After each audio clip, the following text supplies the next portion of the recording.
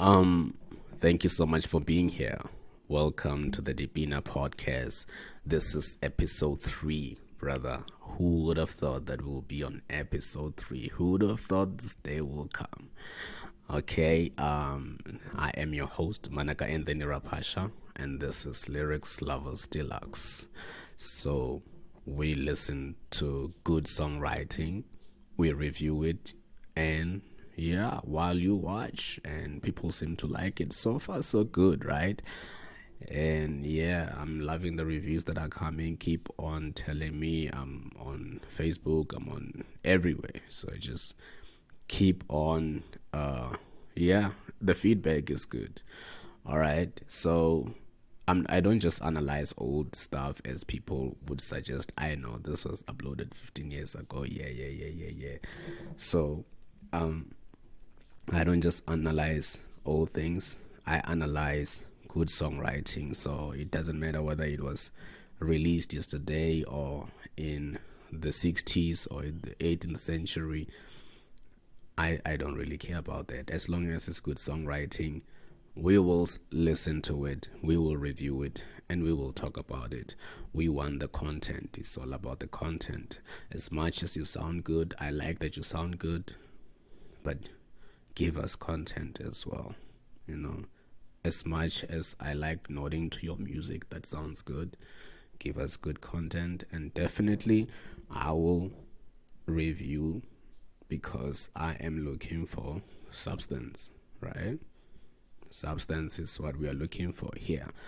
All right, so today we are reviewing Atmosphere Guarantees. I mean, the first time I heard Atmosphere, it was a song called Scapegoat. It is the caffeine, the nicotine, the militants of tar. My habitat, it needs to be clean. It's my car. The fast talk used to abuse and feed my brain. It is the cast eye, it needs to be changed. It's the pain, it's women. It's the fight for power, it's government. It's the way you give in all is low without a sliding hand. It's ancient, it's sightseeing, it's in my dreams. Every city, everywhere you go is the insanity, the casualty. It's welfare victims, pain relievers, oral sex, smoke's breath. Stretches as far as I can see. Forget it, man, it's everything but me. The list goes on and on and on and on.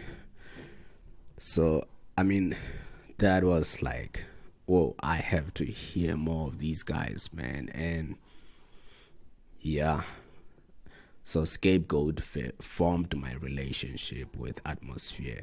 Today, however, we're not analyzing Scapegoat, we're analyzing Guarantees, because I believe that there are themes in this song that people will relate to, and it will give us good talking points as well, right?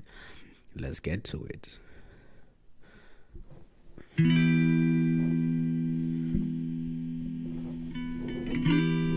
The whole song is just this guitar, man. But the lyrics is, jeez, man. Thank you, Atmosphere. Thank you, Slack. Thank you to the whole crew, man.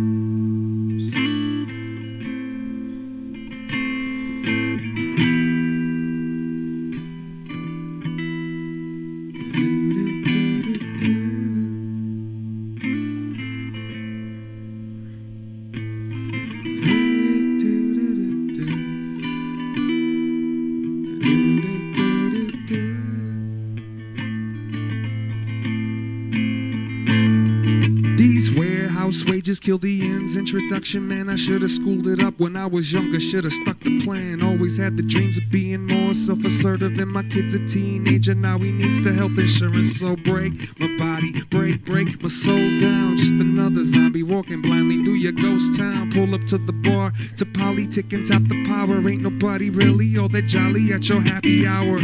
But I don't wanna go home yet, so I'ma talk to my cigarette and that television set. It doesn't matter what brand or station, anything to take away from the current situation. Yeah, man. Lyrics, bro. That's what we are looking for, lyrics. And this guy has lyrics. So let's break it down. These warehouse wages kill the in's introduction. So what he's saying is that he's working in a warehouse and he's not really getting much money, and the end's introduction means like he can't get pursue what he wants to pursue at the end of the day, right? So the lack of money the little money that he's getting is stopping him or hindering him from progressing into the things that he really wants to do, right? So he says that, man, I should have schooled it up when I was younger, should have stuck to the plan. So it means that he has regrets about not really pursuing his education and not sticking to the plan that he had when he was younger. So he had a certain plan when he was younger and he didn't stick to it somehow. And yeah, so now he has regrets to say, man, I should have stuck to what I planned. Maybe I would have been in a much better situation financially, right? Always had dreams of being more self-assertive, and my kid's a teenager now. He needs health insurance. So what he's saying is that he used to be very confident, he used to be sure of himself, he used to be very secure, but that is not the case anymore. And now, because of his financial situation, he can't afford health insurance for his child who needs it right now. And he goes to say, break my body, break my soul down, which means that all the situation that he's facing is actually wearing him down. It's taking life out of him. He's feeling exhausted, not just in his body but in his soul as well. Just another zombie walking blindly through your ghost town. So as we were saying, that because of he's not exhausted, not just in the body but in the soul, now he symbolizes himself as a zombie, meaning a lifeless being. Like, this situation took life out of him, and he's walking blindly through a ghost town, meaning an environment that doesn't have life and is not really presenting opportunities for him to be able to get out of the situation. So this place that he's in is also hindering him to actually get out of the situation. So sometimes the place that you are in can, stop you from becoming, That's why it's best to travel, take a risk and go somewhere. Of course there's doubts, of course there's fear, and of course you're gonna find some challenges, but don't be scared of challenges. Go to a place, whether you know somebody or you don't know somebody. Don't be stuck where you are when you see that this place doesn't have growth for me. Okay, so this guy is like in a place that doesn't have growth for him, and he's exhausted because he has a child whom he can't take care of, not just with food but also with health wise. So the child needs health insurance, but he's stuck there. And sometimes when you do get that family, it is kind of hard to move around, right? I understand. Maybe it's because of him having a child that it's very difficult for him to just travel and take huge risks. But then when he's trying to compromise that to take care of the child, he falls short when it comes to health insurance. Okay, so yeah, let's go on. So it says, pull up to the bar to politic and tap the power. What this line means is that he goes to a bar to have a communication with other people and then tap the power, meaning to feel a little bit more in control of himself or his life. So the bar plays a huge role in his life, a place where he can go and commute with other people. He's not talking about being drunk here. Of course, it's a place where they sell drinks and stuff like that, but he's not talking about that. He's going to the bar to have conversation with people, and then that helps him deal with what he's going through during the day, right? It helps him feel better about things and make him feel a little bit more in control. And then he says that ain't nobody really all that jolly at your happy hour. So he also admits that yes, at a bar, as much as a lot of people think it's a happy place, he sees that they're not really happy. It's just, the alcohol going through them, and then they have a certain vibe, but it's not really happiness according to him. This is not me, this is atmosphere. So he's saying that yes, you're at a bar and it's supposed to be a happy place, but there's no happiness there, right? That's what he's saying. But he also says, but I don't want to go home yet. I'm going to talk to my cigarette and that television set. It doesn't matter what brand or station, anything that take away from the current situation. So as much as he acknowledges the void that is at the bar when he's there, he would rather not go home yet. We don't know what the problems he has at home are, but going home is the last resort for him. He would rather sit at the bar, talk to his cigarette, meaning having a conversation with himself, or just stare at a TV set that is there, and it wouldn't matter what channel he's watching as long as he can escape from the current situation. So it doesn't really matter what content is on, whether it's sport, whether it's politics. It's not really about that. He's not really watching. He's not really paying attention. He just wants to escape what he's going through, right? So that is the first verse. Let's go on. No overtime pay, no holiday. Months behind on everything but the lottery. Winter around the corner, guaranteeing that my car dies. Wifey having trouble trying to juggle both the part-times. My cup ain't close to filled up. We trying to build up so we can have enough. And when I finally get the color, won't be nothing left to paint on. A friend of mine tried to kill himself to the same song. Alright, so he goes on to complain that he can't afford a holiday. Those people who can afford a holiday, good for you. This guy is complaining that he can't afford a holiday and he's behind in bills, months behind on everything except lottery, right? So meaning that he believes that his first priority should be to gamble. Whatever little money that he gets at the warehouse, his first priority should be to gamble. And he sees that as the plan to escape wherever he is right now.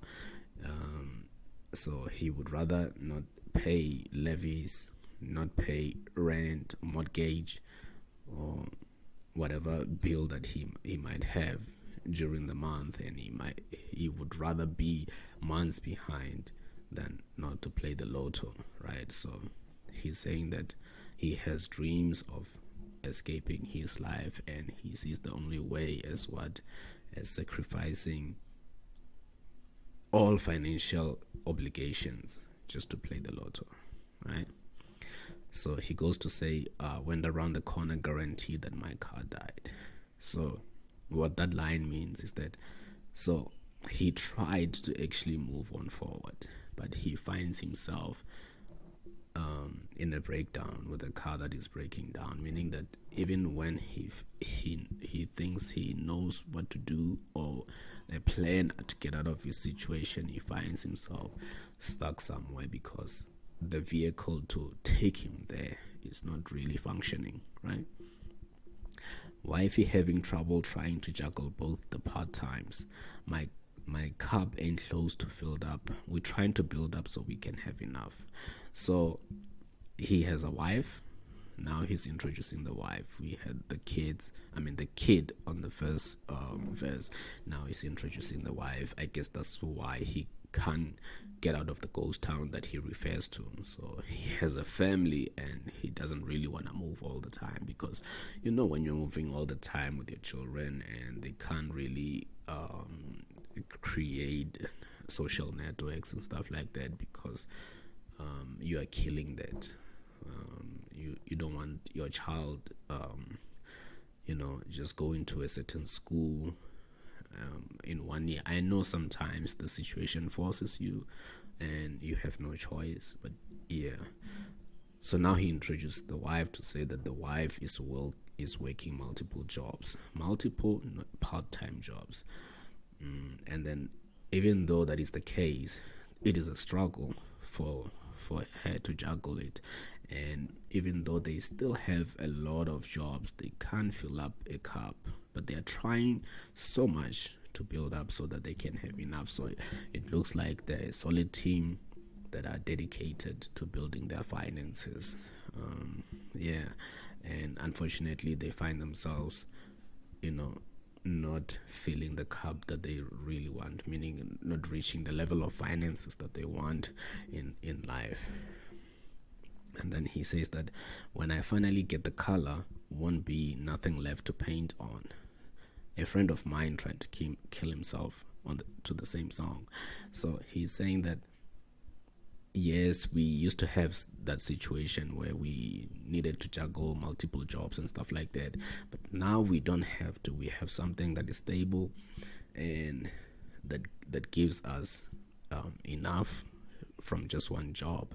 But then even in that job, there is no room to grow, meaning there won't be nothing left to paint on. What he's saying is that there's no room for him to grow. There's no improvement in that company that he's in. So yeah, let's go on.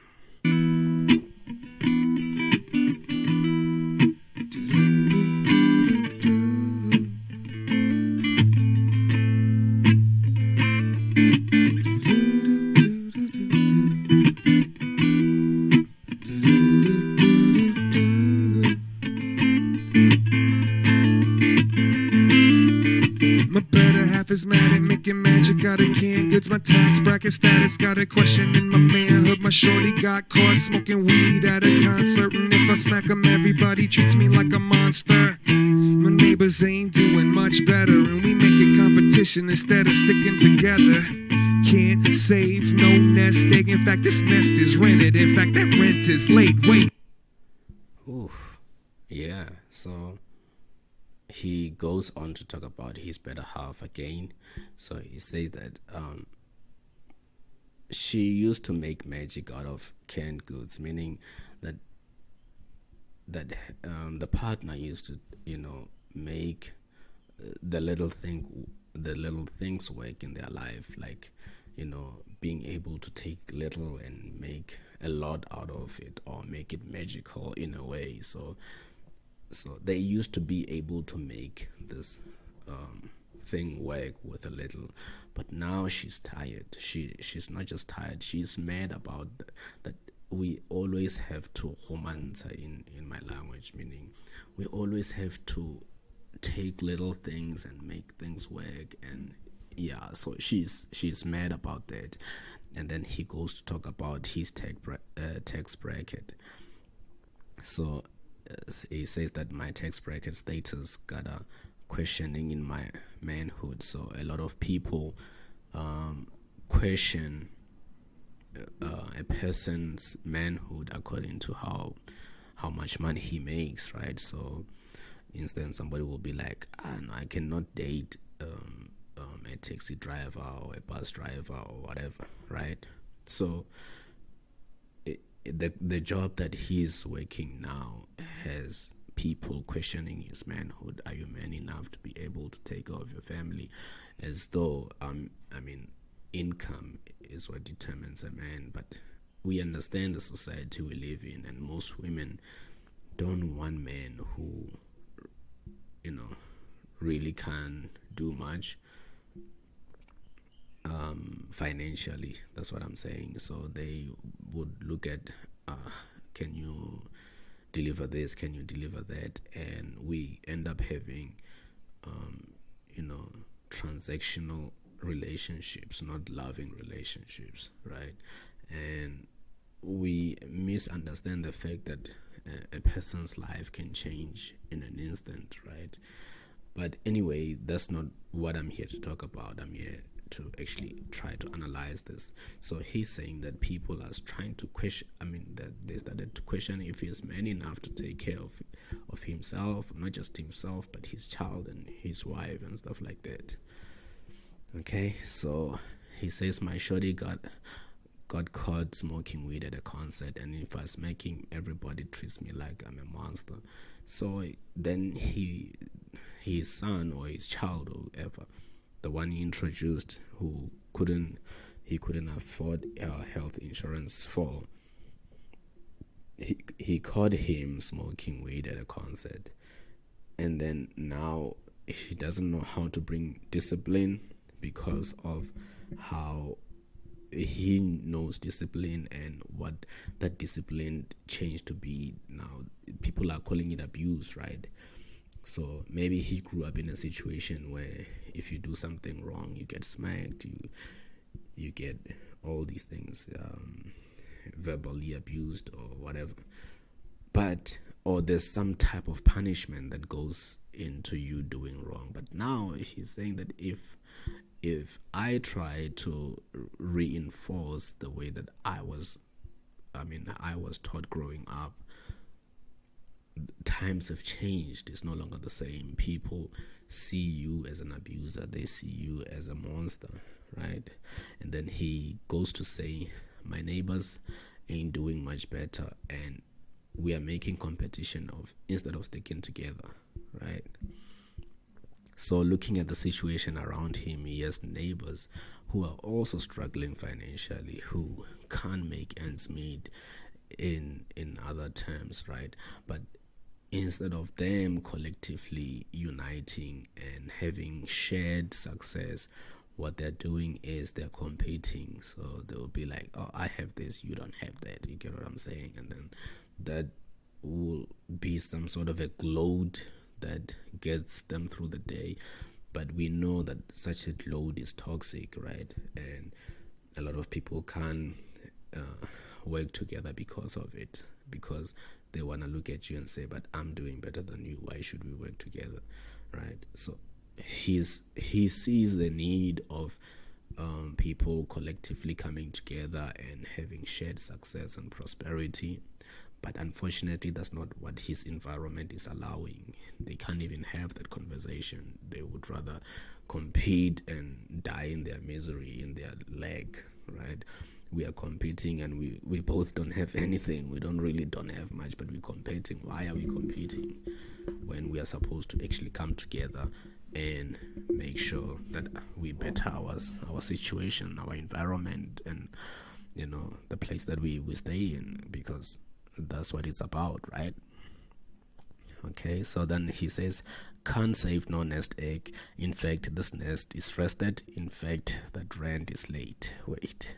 So he talks about the money, the argument that how can I save money if I don't earn enough? That's the conversation that is out there. How do I save money?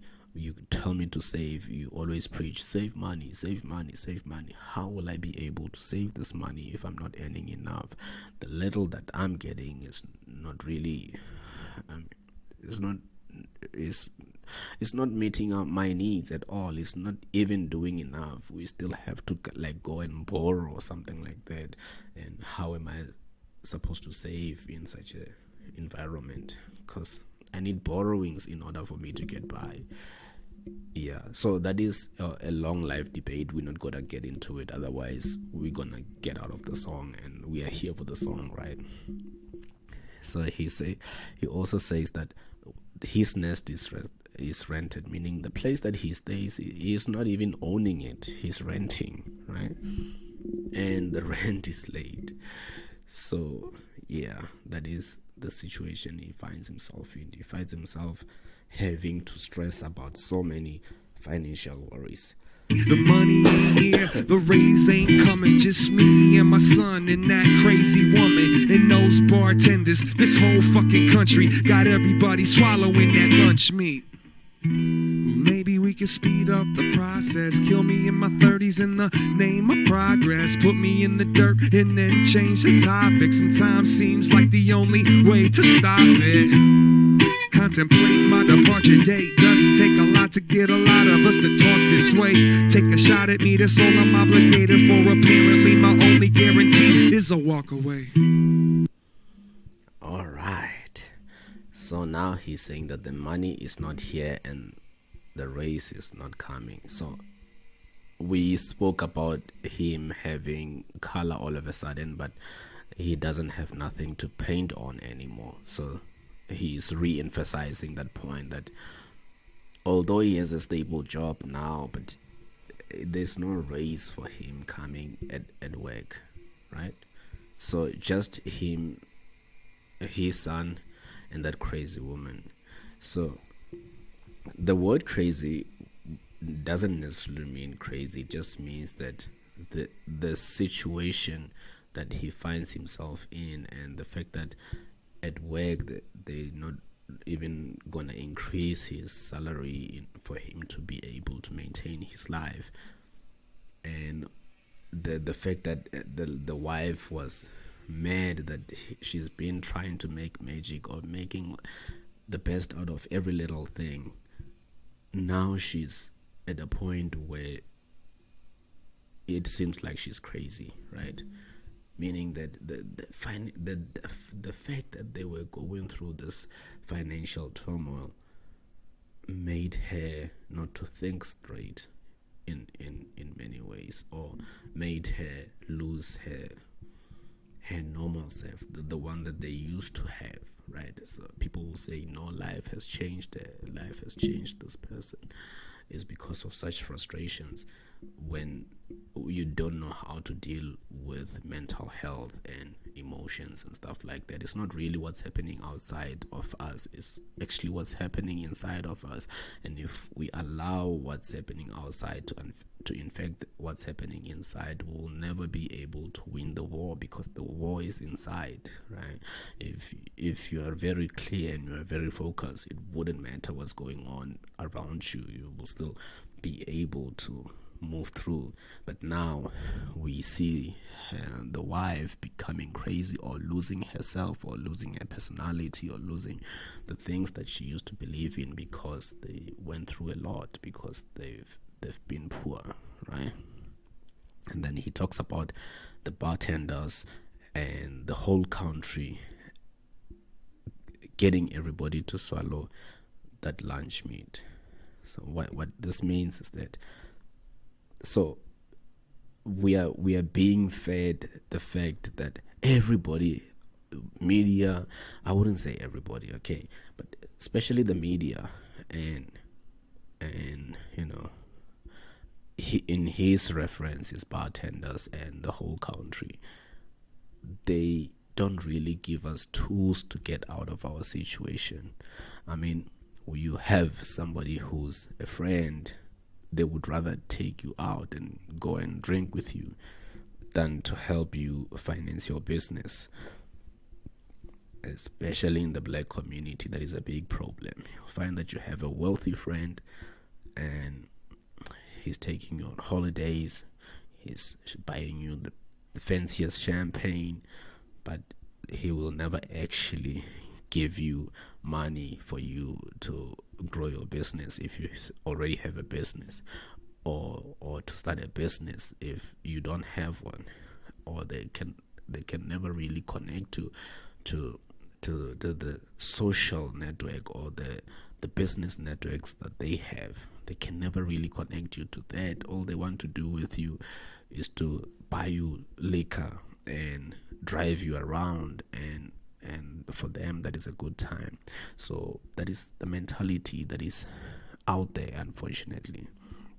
And then he goes to say, maybe we can speed up the process, kill me in my 30s and in the name of progress. Okay, so kill me in my 30s in the name of progress.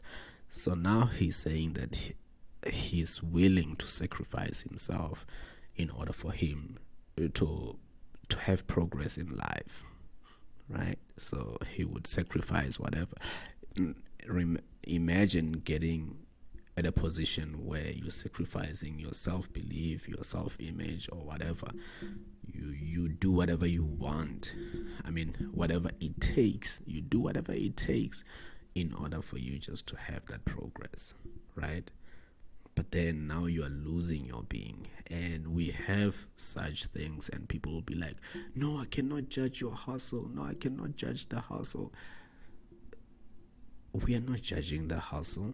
We are judging the fact that you have killed yourself. Now you are definitely a zombie just so you can survive, right?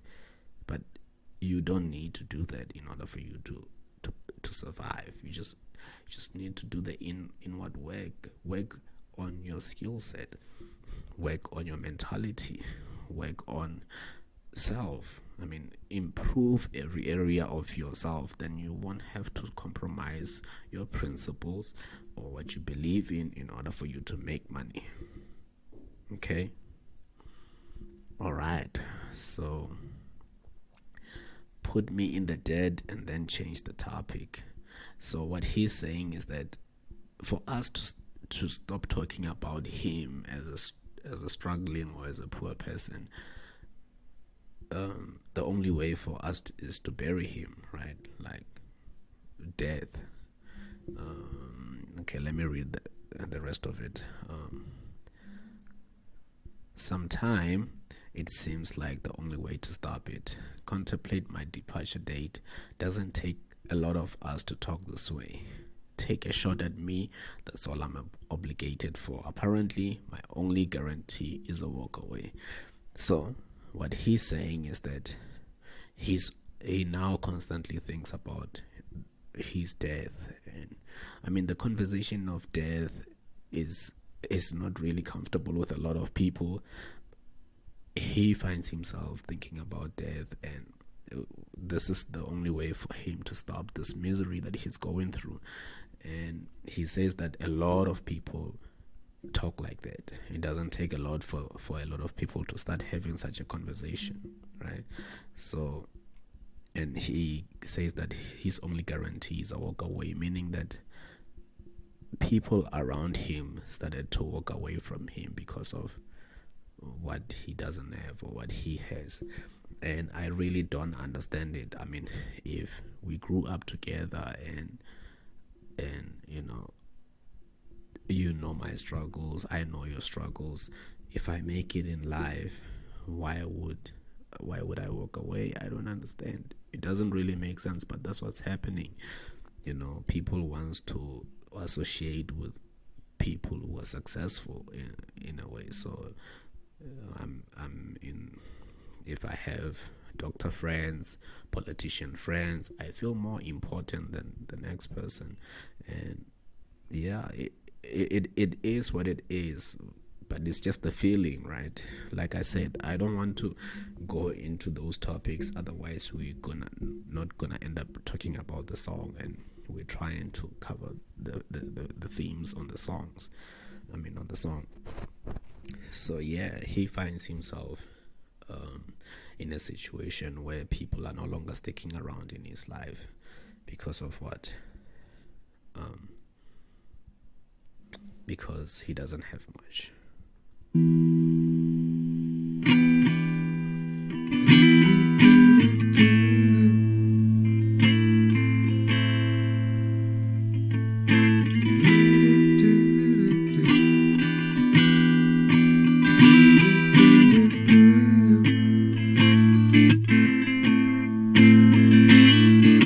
The only guarantee in life is a life worth dying for.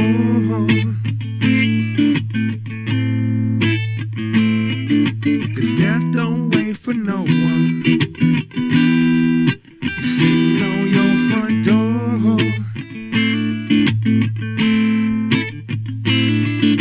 The only guarantee in life is a life worth dying for.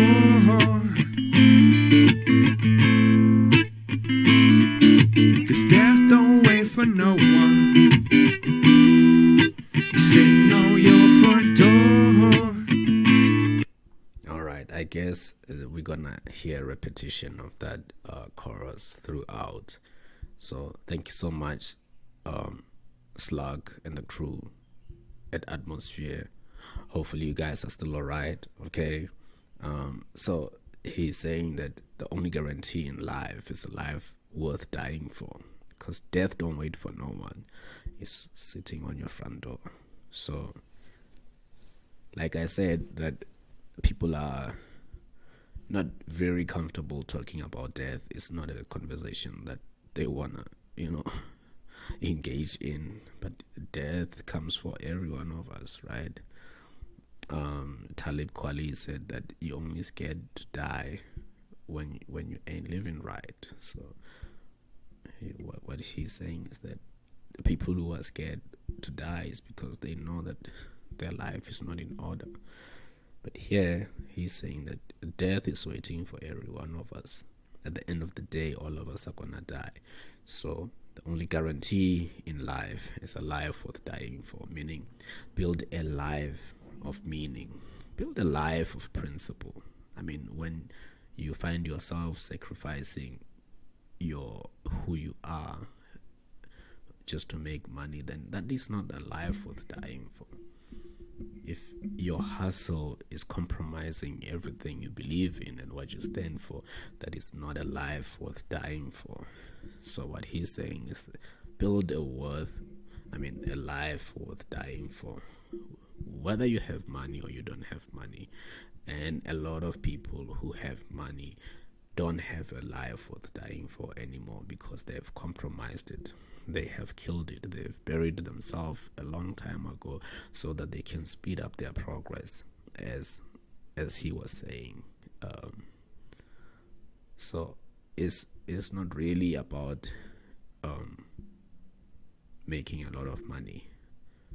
It's good to make a lot of money. You are able to actually expand and do so many things at the same time because you can hire talent to do things that you can't even do.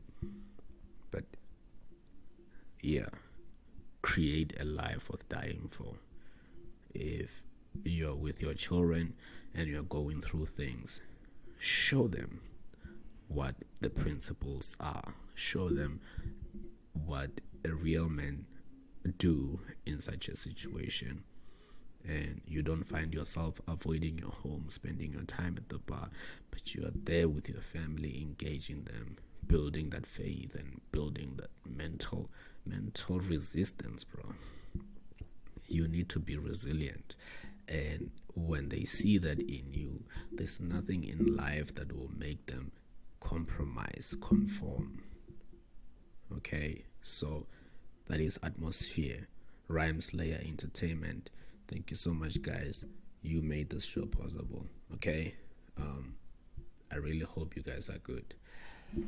All right, so this is the end of our show. Like, comment, subscribe, tell your friends about it. It's the R, baby. It's the R, my G. I hope you guys are learning something. Like I said, I am open to discussing any song. Yes, so far we discussed a little bit of poetry and hip-hop, but this channel is gonna explore all kinds of songs. We love all kinds of music, but like I said, it's a lyrics lovers deluxe. It's about the lyrics, not anything else. And like I said, if we have a producer show in the future, is because we still do appreciate producers, but I feel like this is a good place for us to start. Okay, it's your boy the R. I'm out, bro.